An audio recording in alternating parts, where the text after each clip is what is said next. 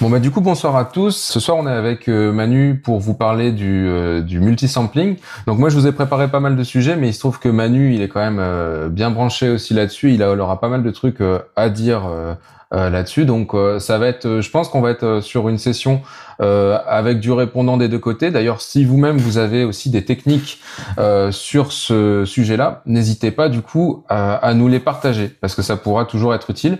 Parce qu'en fait il y a plein de manières de faire ces choses-là.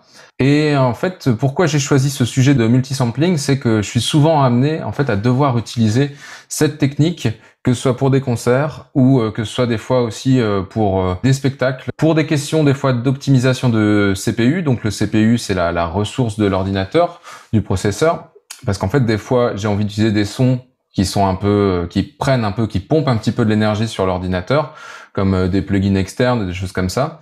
Et j'ai pas forcément envie d'y renoncer. Et il y a cette technique du multisampling qui va nous permettre du coup de cloner en fait ces sons-là pour pouvoir les utiliser en live.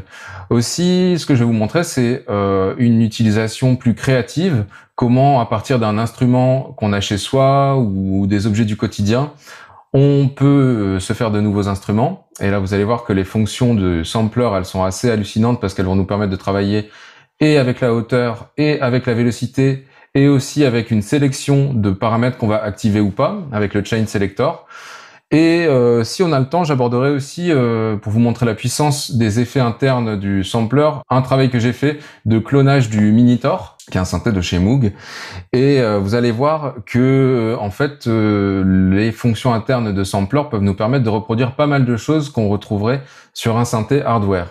Donc là, on va faire un petit jeu. Je suis parti d'un preset d'un plugin que je n'ai pas beaucoup modifié. On va dire que je suis dans la situation où je voudrais l'utiliser dans un concert. Donc j'ai une séquence MIDI qui tourne. Mais l'idée, c'est que cette séquence-là, je vais vous la faire écouter et je vais passer de la version samplée à la version originale. Et donc pour ça, je vais utiliser cette petite fonction que vous voyez ici avec la souris, là, ce close fader, qui me permet, en fait, j'ai mis une piste là-dedans. Alors, je vais pas vous les montrer, sinon vous auriez la réponse. Une piste en A qui va nous faire écouter une des versions et une piste en B qui va faire écouter l'autre version. Donc voilà. Donc je passe à la version B.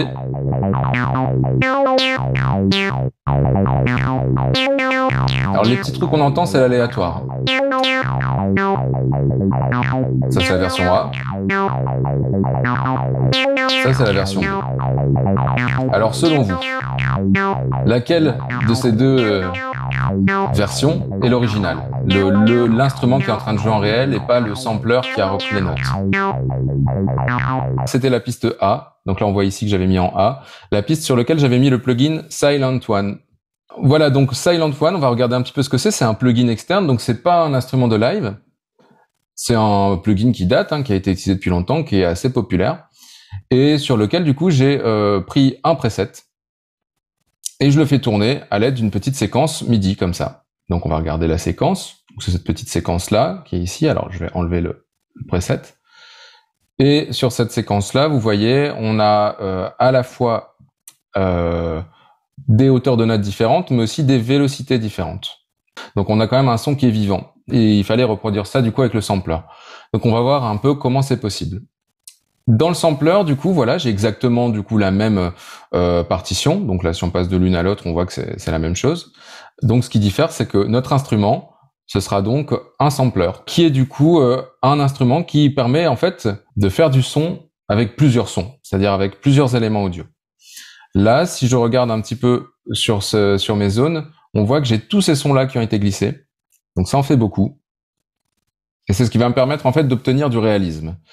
Donc les sons-là, finalement, sont des notes à notes qui ont été samplées et qui permettent en fait de restituer la note à la hauteur à laquelle elle a été enregistrée et donc non pitchée. C'est-à-dire qu'un sampler, ce qu'il va faire, c'est qu'il aura un algorithme puissant qui est l'algorithme du warp, qui va nous permettre en fait de bouger la hauteur sans changer la longueur et aussi en maintenant le plus de réalisme possible. Mais cet algorithme-là, il aura malheureusement ses limites parce qu'en fait, si vous pitchez d'une octave, voire 2 octaves, etc., là, forcément, vous aurez quelque chose, l'algorithme finira par s'entendre. L'intérêt du sampler, c'est de finalement faire une collection de notes. Donc là, dans le meilleur des cas, on aura toutes les notes si on agrandit ici, hop là.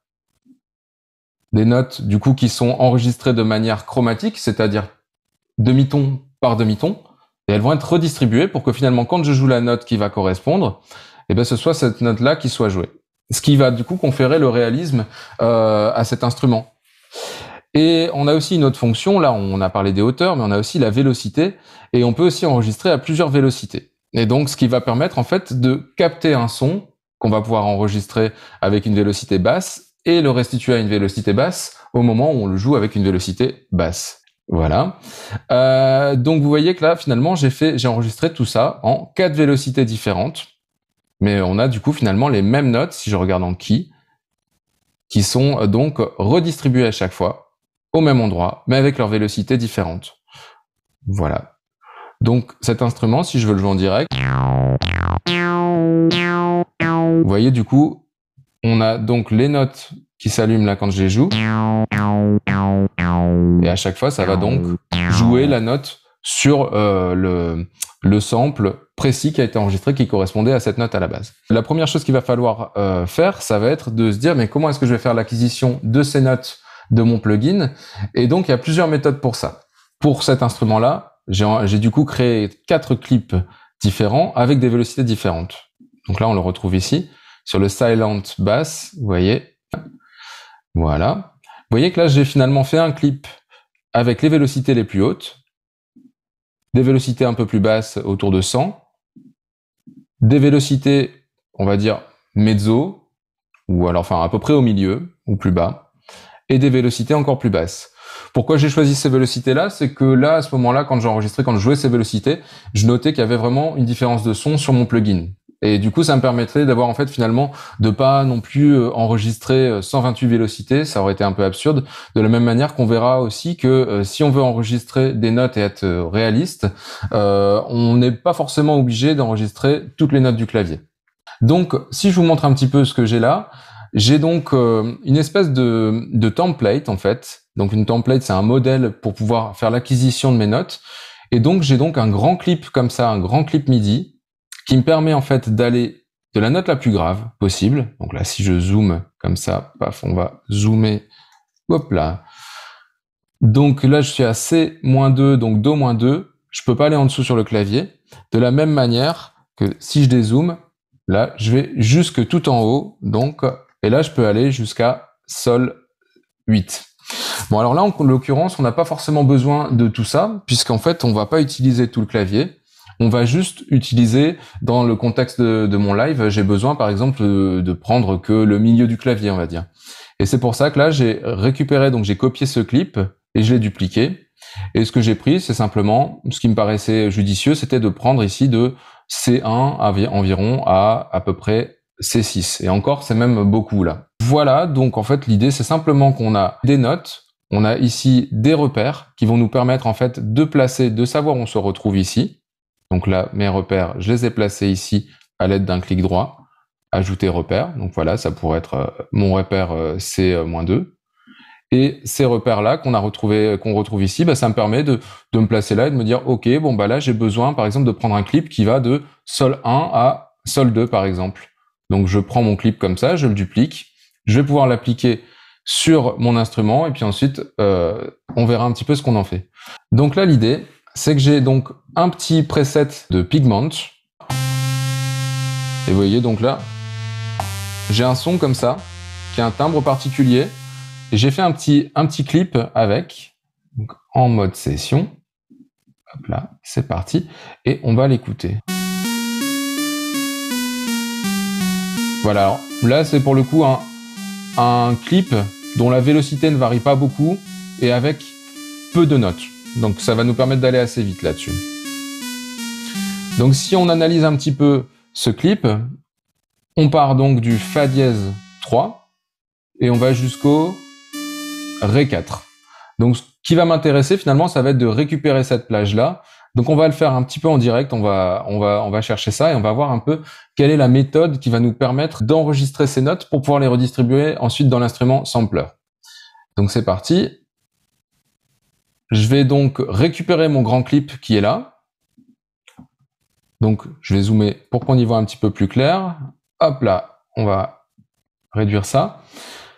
Je vais du coup le prendre et je vais aller le copier du coup sur mon preset pigment au même endroit. Hop, ciao. Donc c'est parti, donc je vais aller regarder comme ça. Là, vous voyez, j'ai mon Do, mon Sol, donc on a dit Fa dièse 3. Donc si je zoome, là, vous voyez, j'ai le Do, là, plus un ton, ça fait Ré, plus un ton, ça fait Mi, et plus un demi-ton, ça fait Fa, et enfin Fa dièse. Donc là, je vais pouvoir prendre ce clip-là, et ensuite, je vais aller jusqu'au Ré 4. Voilà, donc je vais même pouvoir le scinder ici, ça pourra aller plus vite. Donc je vais le scinder ici. Hop. Et donc voilà, ici, j'ai donc comment dire, j'ai mon preset qui pourrait tout à fait jouer ici. Donc ça donnerait, si on le met en solo, des longues notes comme ça. Vous voyez, c'est une note, c'est un peu particulier parce que c'est une note qui descend, enfin qui bouge. D'où l'intérêt de prendre des longueurs de notes puisqu'il y a de la vie dans le son. Donc voilà. Il y a une technique qui va nous permettre de l'enregistrer assez rapidement, qui est le gel de la piste. Et en fait, ça va nous permettre de transformer, en fait, de pouvoir l'écraser derrière pour avoir directement du MIDI en audio. Avant ça, je voulais vous montrer aussi que pour corser un peu l'affaire, là, vous voyez, j'ai mon preset là, qui est mon synthé Pigment. J'ai envie de lui donner un son un petit peu plus intéressant, donc je l'ai travaillé avec plusieurs plugins. J'ai travaillé avec le RC20, qui va nous permettre de rajouter des sons un peu vinyle, de filtrer, enfin voilà, c'est un plugin qui est assez intéressant pour aller assez vite dans les traitements un peu lo-fi, donc déstructurer le son. Et je vais un peu le distord avec un Sound Toys décapitator, et puis après retravailler un petit peu le son, le réchauffer avec le radiator, si on peut dire comme ça. Voilà, donc je vais essayer de lui trouver une couleur un peu plus analogique, donc on va l'écouter avec et sans. Et voilà. Donc voilà, là c'est sans les plugins derrière, et là je rajoute des plugins qui vont colorer mon son. Voilà, donc on est dans un son un peu plus rétro, et c'est ça que je voudrais enregistrer. Donc je vais laisser mes plugins enclenchés, et ce que je vais faire du coup à partir de là, c'est retourner là sur mon arrangement, et ce que je vais faire, c'est que je vais faire un clic droit pour pouvoir geler ma piste. Donc ce que ça va faire finalement, c'est que ça va faire une espèce de photographie de ma piste avec ses informations MIDI, sa partition, et puis du coup les instruments et les plugins qui sont derrière. En fait, ça va faire un enregistrement de ce clip. Donc si j'appuie là-dessus, vous allez voir que ça processe, ça met un petit peu de temps, puisque là on est sur une durée assez longue. Donc pour gagner du temps, on va pas attendre que cette barre du coup soit complètement terminée, que le chargement soit complètement terminé. Je l'ai fait du coup sur cette piste-là, qui est donc le pigment gelé. Donc voilà à quoi ça ressemble quand la piste est gelée. Donc la piste devient bleue et vous voyez, je peux plus avoir accès à mes plugins. J'ai beau cliquer dessus, je pourrais plus modifier. Donc c'est vraiment important de geler une fois qu'on est sûr de son son. Cette piste gelée, ce que je vais pouvoir faire maintenant, ça va être l'écraser. L'écraser, c'est quoi? C'est simplement me donner la restitution audio, donc l'enregistrement de tout ça. Donc je fais un clic droit sur la piste, je fais écraser piste, et voilà, vous voyez que donc j'ai toutes mes notes qui ont été enregistrées, qui va être assez simple maintenant que j'ai ma grille que j'ai faite vraiment sur une valeur particulière, et en l'occurrence là, 4 mesures. Comme je l'ai enregistré en MIDI avec une note toutes les 4 mesures, j'ai plus qu'à finalement poser mon curseur sur chacune des lignes de ma grille, et là je vais pouvoir le scinder. Donc là je scinde avec commande E, et du coup voilà, j'ai donc 8 ou 9 samples, et je vais pas garder la queue là, je vais du coup me contenter de ces samples là. Et une fois que je les ai là, j'ai la possibilité finalement de les glisser dans mon sampler, et je vais pouvoir les exploiter. Donc pour ça, il faut que je crée une piste MIDI, donc commande Shift T. Voilà ma piste MIDI, dans laquelle je vais glisser mon instrument sampler. Voilà. Et comment ça se passe? Je vais simplement sélectionner toutes ces notes-là. Donc j'appuie sur Z pour que vous voyez bien. Je clique sur la piste pour avoir mon sampler qui apparaît ici, et vous voyez que c'est marqué Drop Sample Here. Donc là, on a la possibilité de donc mettre plusieurs samples. à la différence du Simpler, donc on va en profiter pour tous les glisser d'un coup. Et c'est parti. Et là, ça me dit 8 samples sont sélectionnés. Comment est-ce que j'ai accès à ces samples-là? Ben, je vais simplement cliquer ici sur Zone. Et sur Zone, vous voyez que c'est ce qu'on avait tout à l'heure. C'est là que je vais pouvoir redistribuer les notes à leur bonne place. Donc finalement, à partir de là, qu'est-ce qu'il va falloir faire? Il va falloir faire en sorte que cette note-là, qui était du coup un Fa dièse 3, et ben ce soit bien un Fa dièse 3 sur mon clavier quand je vais le jouer. Donc, je sais que c'est ma note la plus grave, donc je vais pouvoir aller sélectionner, vous voyez que tout est sélectionné encore, je vais pouvoir aller prendre du coup le bout de ma zone. Donc là, je suis dans les zones de Key, on verra, voilà. Et là, vous voyez que ça commence donc à Fa dièse.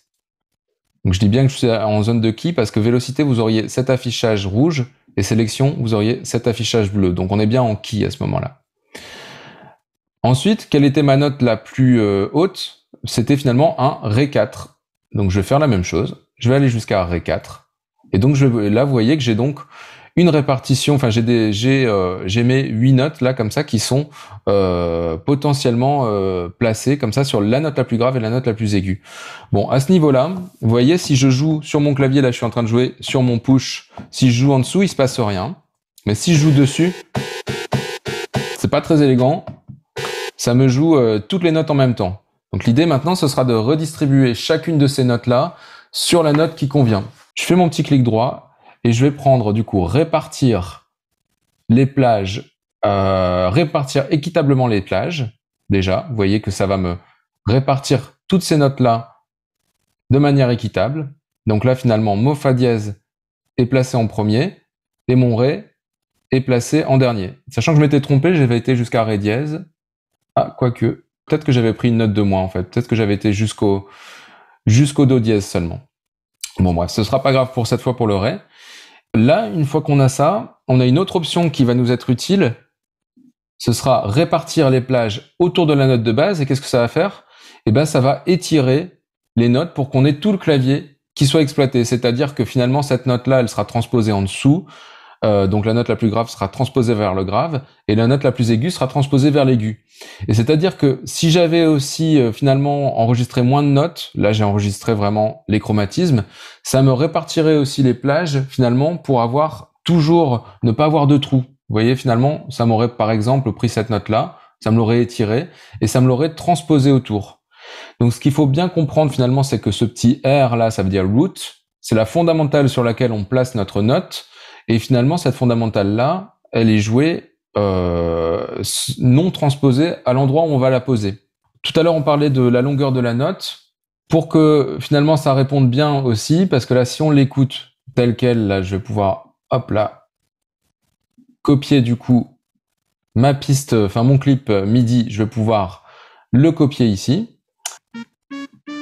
Donc vous voyez ce qui se passe ici, c'est qu'on a une enveloppe qui est un peu trop courte au niveau de la release par rapport au son qu'on a enregistré. Donc on va devoir un petit peu travailler l'enveloppe de notre sampler pour retrouver un petit peu la sensation qu'on avait en jouant avec directement le Pigment. Je vous le fais réécouter. Voilà, donc on va essayer de chercher ça.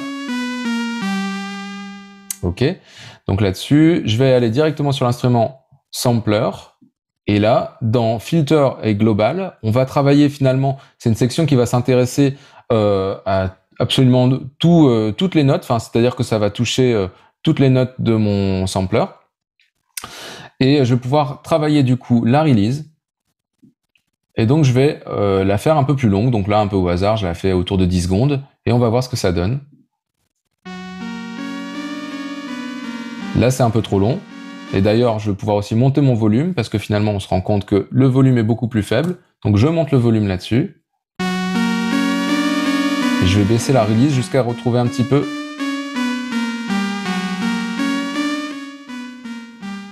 Alors ce qu'on va pouvoir faire aussi pour plus de réalisme, c'est que c'est un instrument mono. On va restituer ça en mono, donc sur les voix, on va lui dire une voix. Et comme ça, on pourra mieux travailler ça.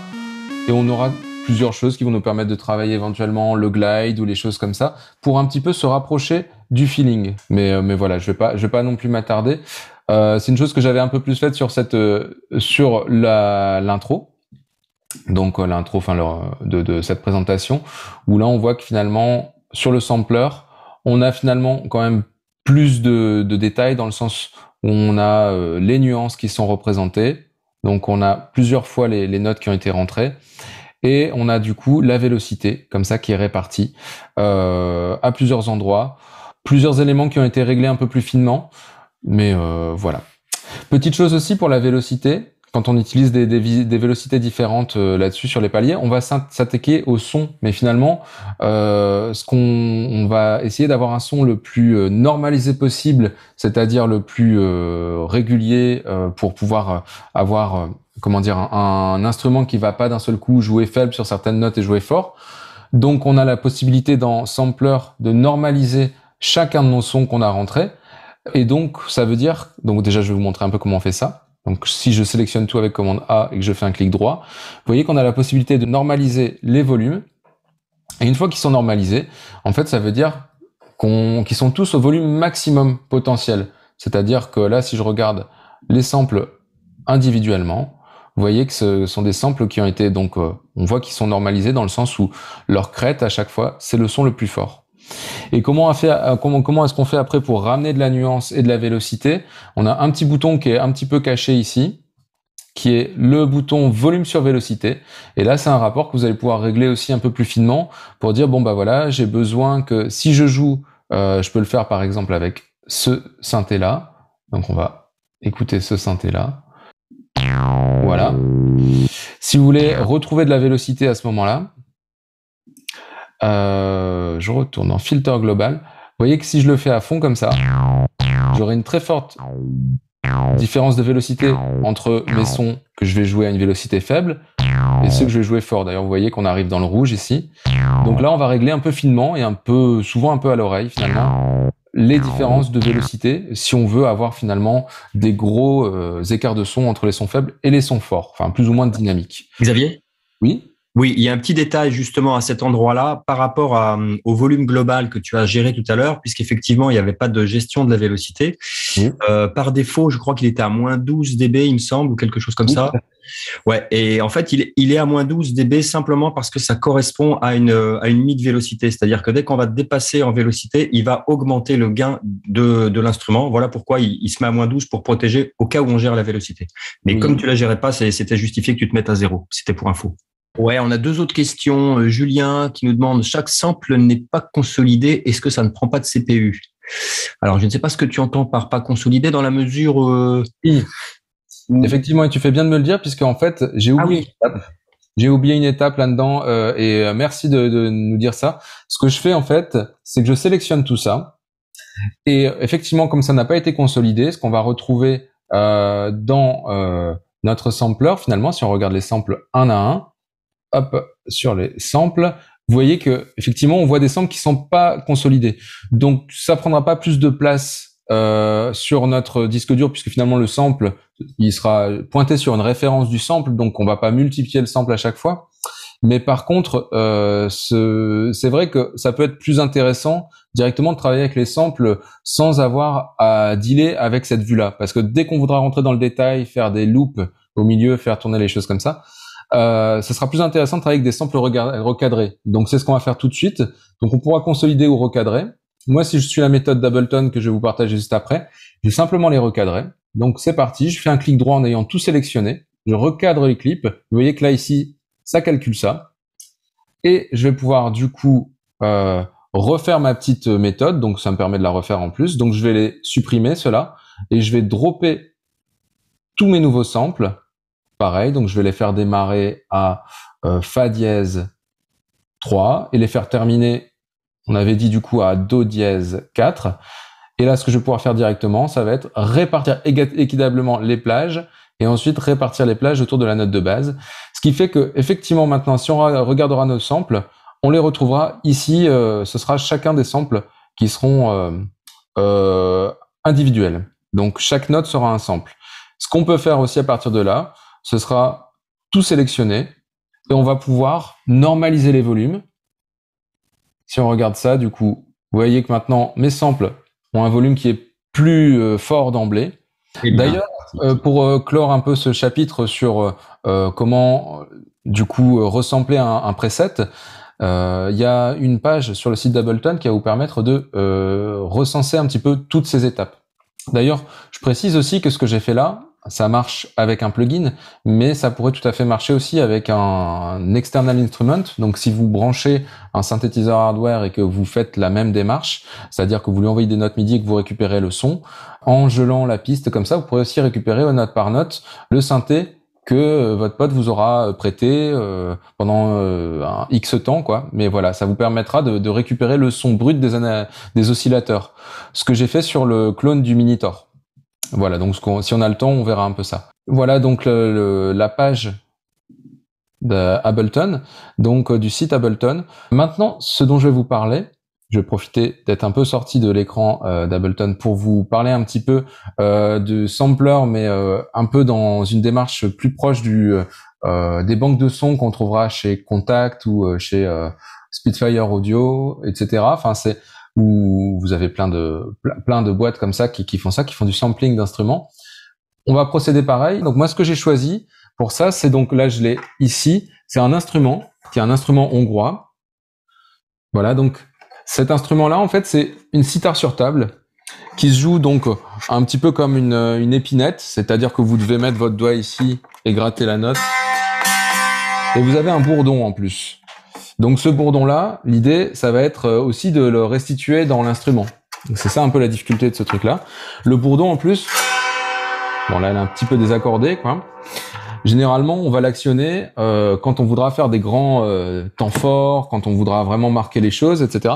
Donc je vais essayer de retrouver un petit peu le comportement de cet instrument, mais sur mon push ou sur mon clavier maître. Donc là-dessus, j'ai quoi? J'ai une octave et demie ou deux. J'ai les notes de bourdon. Et voilà. Donc ce que j'ai décidé finalement, c'était d'enregistrer Do, Ré, Mi, Fa, Sol, La, Si, Do à l'aide de mon micro. Donc, je repose ça, hop là. Je vais éviter que ça me tombe dessus. Donc comment j'ai fait ça? Je vous repartage l'écran. Hop là. Je suis donc allé, donc moi je travaille dans un studio dans lequel je me suis procuré une cabine acoustique. Ça me permet en fait d'enregistrer vraiment dans un environnement silencieux. Cet environnement-là, en fait, on le voit un peu plus à l'intérieur, il est aussi mat, ce qui me permet de pas avoir trop de réverbération. Donc là, bien sûr, vous pouvez faire ça sans avoir de cabine ni de studio. L'idée, c'est d'enregistrer dans un endroit qui soit pas trop réverbérant. Et donc, vous pouvez le faire en mettant, par exemple, des matelas sur les murs, en faisant des choses comme ça, et vous pouvez vous faire une séance d'enregistrement. Ce que j'ai utilisé aussi, c'est un couple stéréo de micros, donc ce sont des Octava, qui ont été directement branchés à ma carte son en stéréo, donc linkés en stéréo. Et pour éviter d'avoir toutes les résonances, finalement, j'ai utilisé ce que j'avais sous la main, à savoir un peu là de la moumoute, là, un truc comme ça, et des mouchoirs, pour pouvoir étouffer les cordes quand j'enregistrais la partie mélodique. Ce qui m'a permis en fait d'enregistrer d'une part la partie mélodique et après le bourdon. Comment ça se présente? Je vais pouvoir déjà vous faire écouter ce que ça donne en vous jouant un petit clip ici. Donc on va regarder ça. Ça donne ça.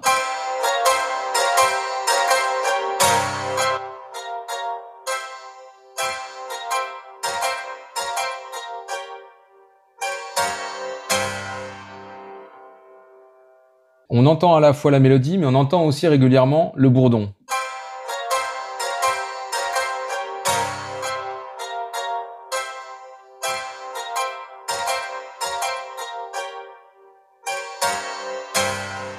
Donc ça suit vraiment la vélocité, hein. Le bourdon, finalement, on va avoir plus d'éléments. On va avoir la corde grave qui va résonner plus fort quand finalement je joue plus fort, en même temps que la partie mélodique qui va s'entendre aussi plus forte. Donc on va voir un peu comment j'ai fait ça, étape par étape. Je vais vous montrer juste un peu la différence avec finalement le fait d'enregistrer ça comme ça de manière acoustique avec des micros.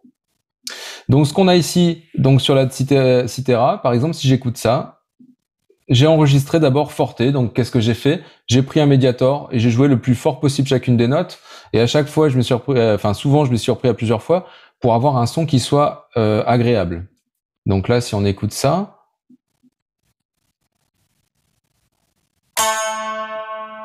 voilà, par exemple. Là, si je vais un peu plus loin.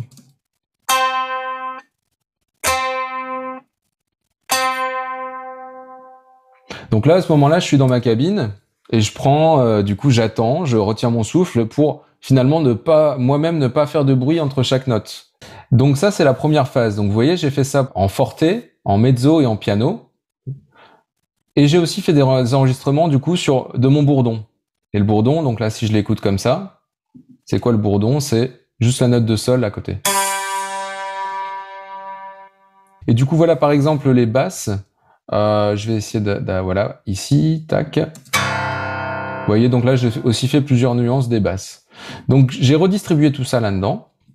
Mais avant ça, il a fallu que j'édite tout ça. Donc, passer finalement le record. Je vais pouvoir aller sur Edit. Je les ai replacées finalement, chacune. Alors, il faut que je les retrouve ici. Tac.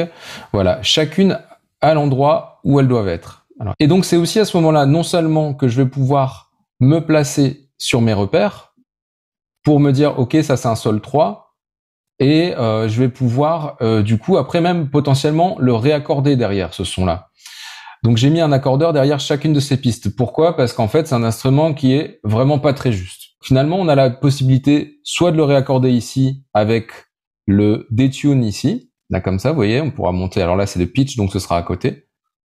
Donc on pourra détuner. Vous voyez que je suis à peu près bien accordé. Là, je l'ai remonté. Ça finit par tomber sur la bonne note. Si je vais sur la note d'après, hop là. Et là, ça devient un peu plus fastidieux, vous voyez, parce que on est sur de l'acoustique, sur un instrument qui est un peu capricieux, et là, on doit le réaccorder. Donc, ce sera pas le cas, bien sûr, tout le temps, quoi. Donc là, je le monte un petit peu aussi, et on va voir un peu ce que ça donne. C'est déjà un peu plus juste, je vais pouvoir la rabaisser, etc., etc. Vous avez aussi ce petit bouton detune qui vous permet de le faire directement dans le sampler. Là, si je reprends un peu mon sampler qui était là, vous voyez ici, sur mon sample, j'ai le bouton detune ici, qui me permet en fait de réaccorder. Donc, si vous l'avez pas fait au moment de l'édit, vous pouvez encore le faire après. Voilà, et une fois que j'ai fait toutes ces choses-là, eh ben, je vais pouvoir glisser tous mes samples avec toutes mes nuances. Et vous voyez que là, j'ai donc Sol 3 jusqu'au La 5. Comment aussi est-ce que j'ai déterminé que c'était un Sol 3 ou un La 5, c'est pas si évident? Eh bien, j'ai simplement pris un petit analogue ou n'importe quel instrument avec un son neutre. Là, j'ai utilisé du coup une onde sinusoïdale parce que c'est extrêmement neutre. Voilà. Voilà. En faisant ça, ça me permet de comparer finalement la note en me disant, OK, est-ce que je suis plutôt sur telle octave ou telle octave? Et ça me permet de me placer directement sur les bonnes octaves. Voilà. Donc, la prochaine étape, une fois qu'on a fait cette édite-là, donc l'édite finalement, on a isolé finalement les sons qu'on voulait, donc la longueur de son qu'on voulait. On les a aussi recadrés, ces samples-là, et ce qui va nous permettre ensuite, exactement de la même manière, de les reglisser dans un sampler. Là, je vais aller un peu plus vite du coup sur les samplers. Vous montrer finalement que là, j'ai choisi de faire deux samplers. Donc celui-là, je vais le prendre, donc je vais le dupliquer. Hop là. Alors avec Alt, je le prends et je le mets aussi ici. Donc là, pourquoi je vais prendre deux samplers? Parce que je voudrais avoir, pour le coup, deux enveloppes différentes. Parce que mon bourdon, j'ai pas envie qu'il ait des notes courtes si j'ai des notes courtes sur ma mélodie. Mais du coup, comme on l'a dit juste avant, le sampler, ici, vous avez les samples qui vont nous permettre de gérer les samples un par un. Mais du coup, les filters et global, ça va nous permettre de faire du coup l'enveloppe globale, donc le comportement de notre instrument. C'est pour ça que là, j'aurai besoin de deux samplers. Un sampler qui va me permettre de gérer le comportement de mes lignes mélodiques, et là, le comportement de mon bourdon. Donc, je vais aller retrouver mes samples, et là, donc, je vais aller faire la même chose que ce que j'ai fait là pour les notes. Donc, j'ai sélectionné ça. Je vais aller chercher, hop là. Je vais aller chercher, du coup, mon sampler. Je vais glisser les notes dedans. Et du coup, ces notes-là, pareil, je vais retourner sur mes zones. Là, je vais pas aller du coup dans Cell ni dans Vélocité, mais d'abord dans Key. Et je vais le mettre donc à partir du Sol. Là, si vous voulez vous aider, d'ailleurs, vous voyez, vous avez les notes qui s'inscrivent en dessous du clavier et cette petite ligne bleue quand même qui vous aide vachement à vous y retrouver, parce que c'est pas évident quand même.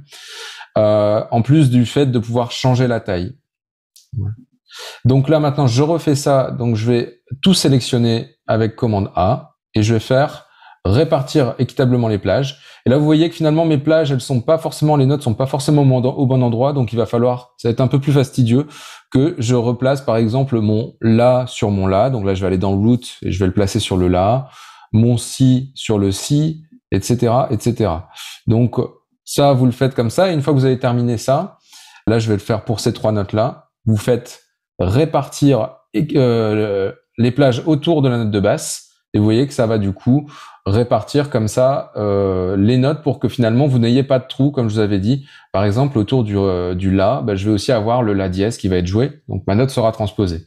Donc ça, c'est pour les hauteurs. Donc pour l'instant, on laisse comme ça, hein, même si c'est pas réaliste. Comment on fait pour tout ce qui est vélocité? Je vais prendre maintenant tout ce qui est mezzo et je vais aller encore une fois donc le glisser dans mon sampler.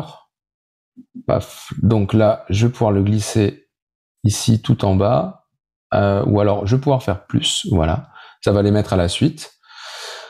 Et donc la même chose. Là, je vais pouvoir les placer pareil. Hein, donc je vais les placer au même endroit. Je vais les placer donc à Sol 5. Alors excusez-moi, c'était Sol 3, pardon.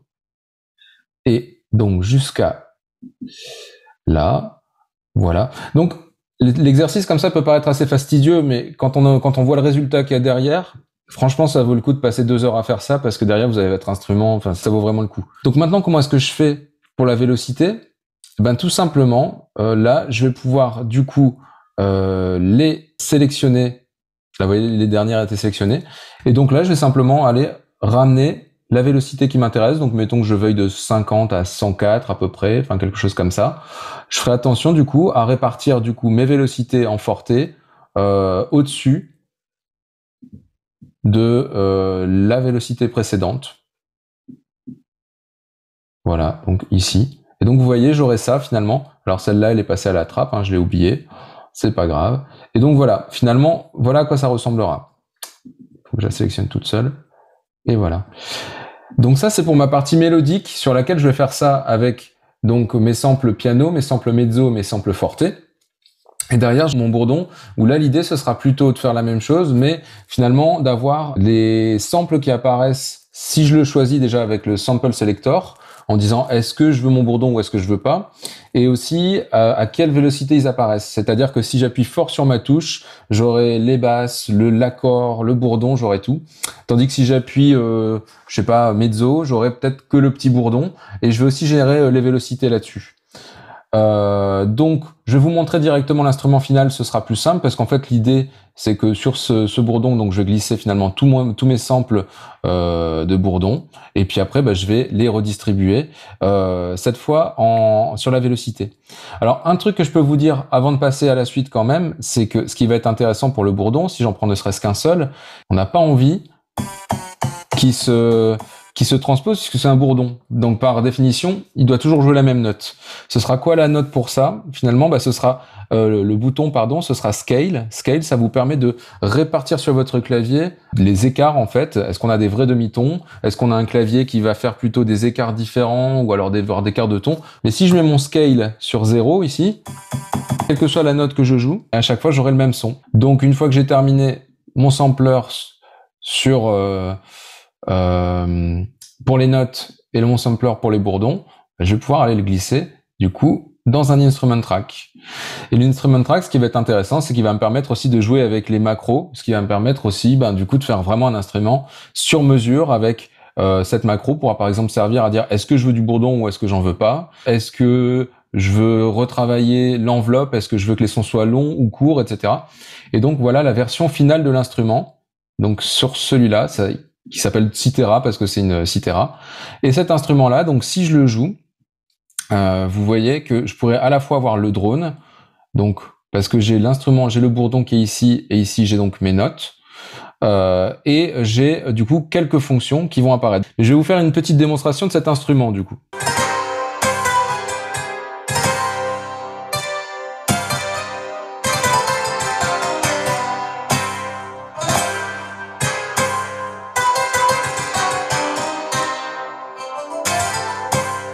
Donc si j'appuie fort comme ça, j'ai mon bourdon. Si j'appuie pas fort, je l'ai pas. Alors qu'est-ce que j'ai fait comme contrôle là-dessus finalement? le drone, je peux l'enlever ou pas. Et ça, c'est grâce au chain selector. Donc là, si je change, je peux enlever mon drone ou pas. Vous voyez, alors là,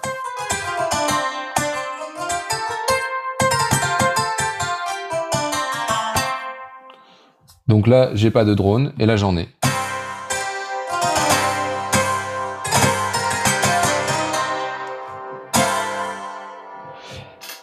Alors comment ça marche ça? Bah, c'est justement avec ce qu'on avait vu tout à l'heure, c'était avec le chain selector.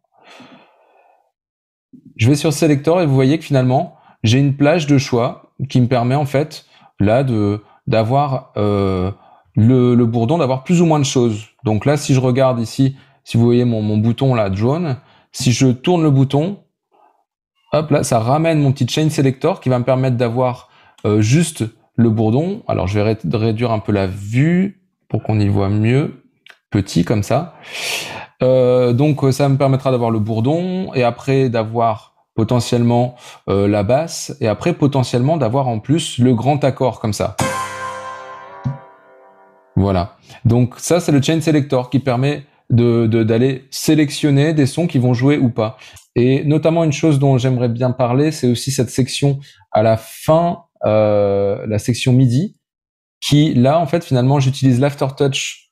Donc l'aftertouch c'est le fait d'avoir une action après avoir joué la note, c'est-à-dire que c'est un message MIDI qui est envoyé après avoir pressé la note, qui me permettent de tordre la note.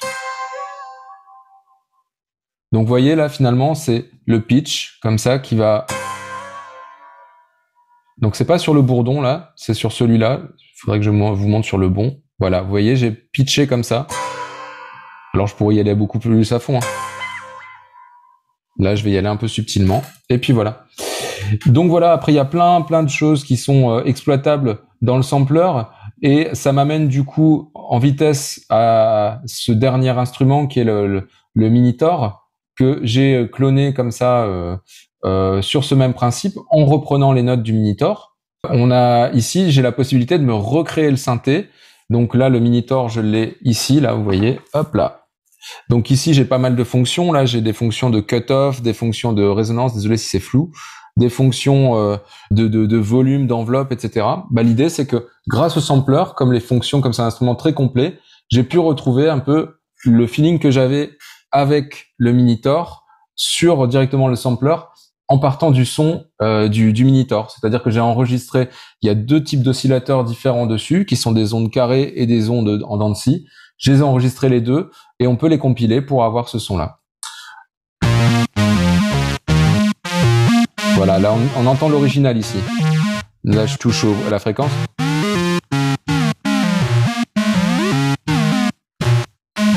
Donc ça le détune un peu. Ok. Là maintenant si on écoute celui qui a été samplé, on n'est pas sur les mêmes formes d'ondes. Donc on va déjà se mettre sur les mêmes formes d'ondes.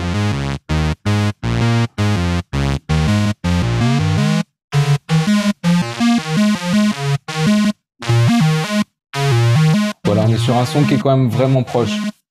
Surtout si on détune, si on s'amuse à détuner comme ça, on va...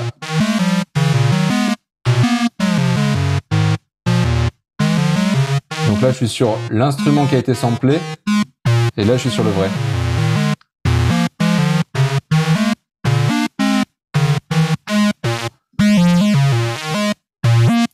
Je vais pouvoir sélectionner ici mes différentes formes d'ondes, donc de la même manière qu'avec le bourdon qu'on sélectionnait ou pas. Donc est-ce que je suis avec deux ondes en dents de scie, deux ondes carrées ou une onde en dents de scie et une onde carrée, etc., etc. Ici, je vais recréer l'enveloppe à l'aide, bien sûr, de l'enveloppe qu'on a ici.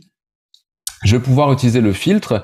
Ce qui est intéressant, c'est qu'en plus, avec Live, c'est que nos filtres, les circuits, sont vraiment des émulations de filtres qui existent et que le PRD, donc, c'est le filtre Prodigy, qui est en fait un modèle célèbre de Moog. Donc, on se retrouve vraiment dans des sonorités qui vont ressembler au filtre du Minitor. Donc, on va pouvoir aussi travailler là-dessus. Donc, si je fais tourner ma séquence et que je fais, du coup, hop là, je reviens sur mon... Voilà, je vais mettre de la résonance. Vous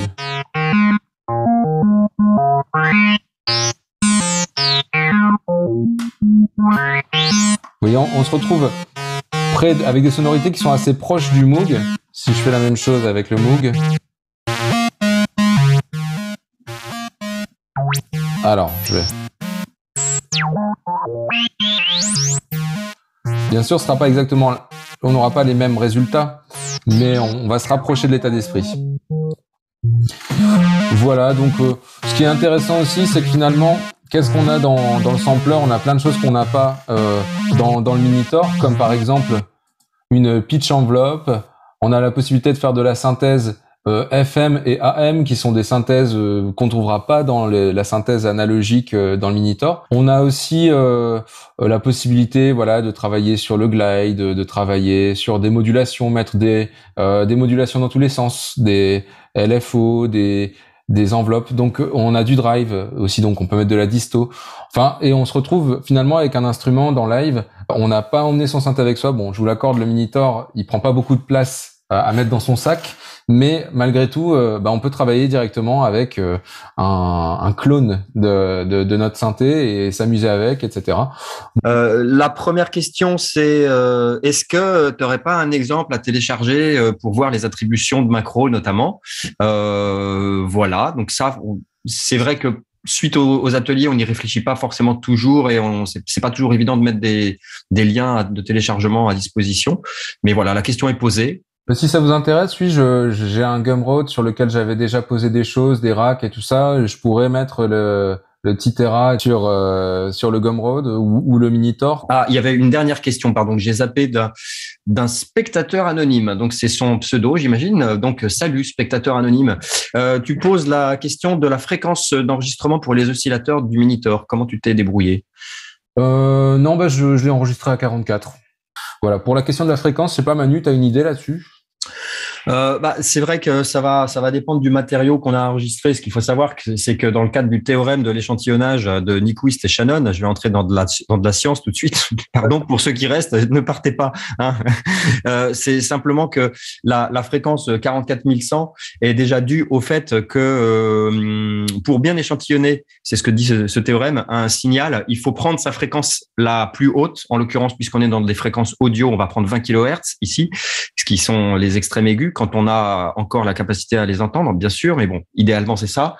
On va l'augmenter légèrement et la multiplier par 2, d'où le 44100 Hz et d'où le 48 kHz. C'est-à-dire qu'à partir de cette fréquence de base, on est censé récupérer toute l'essence d'un signal audio. Après, effectivement, si on travaille à des fréquences supérieures, on va forcément obtenir quelque chose de plus précis dans le registre des hautes fréquences, et ça va peut-être nous porter secours dans le cas où on va avoir besoin d'étirer la matière, que ce soit de la warper ou de la jouer à des tempi différents, et du coup on aura plus de précision dès lors que la matière va être transformée. Il faut bien se dire deux choses. Un échantillonnage à une fréquence double va prendre 2 fois plus d'espace sur le disque dur. Ça, c'est clair. Et va demander aussi beaucoup plus de ressources en termes de lecture. Donc, c'est un choix. C'est un choix. Faut voir si ça s'entend, notamment si c'est juste dans le cadre d'économiser du CPU pour une prestation live, ça se discute. Et puis voilà, je sais pas, le mot de la fin peut-être, où il y a encore des choses à dire de ton côté, Xavier? Après, une petite ouverture, c'est là, on a parlé un peu de cloner des instruments de manière réaliste. Ce qui est intéressant, c'est que derrière, vous pouvez en faire plein de choses qui sortiront un petit peu du réel. Vous pouvez aussi les traiter derrière. Par exemple, la Titera, si je voulais la compresser derrière et la traiter comme un instrument qui serait en prise de son naturel et lui donner des traitements de reverb, des EQ. Enfin voilà. Après, vous avez votre instrument dans l'ordinateur et ça va se traiter pareil. Donc ça, c'est un peu votre source. Votre son, après, vous pouvez l'utiliser. La Titera, je pourrais en faire une dizaine de presets qui sonneraient tout à fait de manière différente.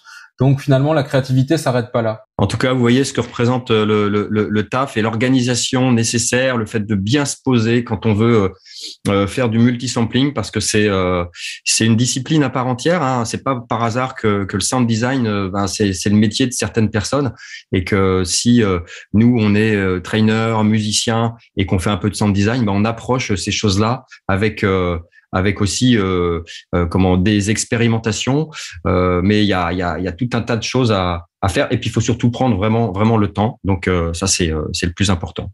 Et des fois le temps, on sait que ça manque, mais bon, c'est une question d'organisation. Bon bah super, sur un sujet pointu comme ça fait plaisir de voir autant de monde en tout cas. Donc encore merci d'être venu et puis on vous dit du coup à la prochaine fois et puis on va raccrocher. On va raccrocher. Au revoir.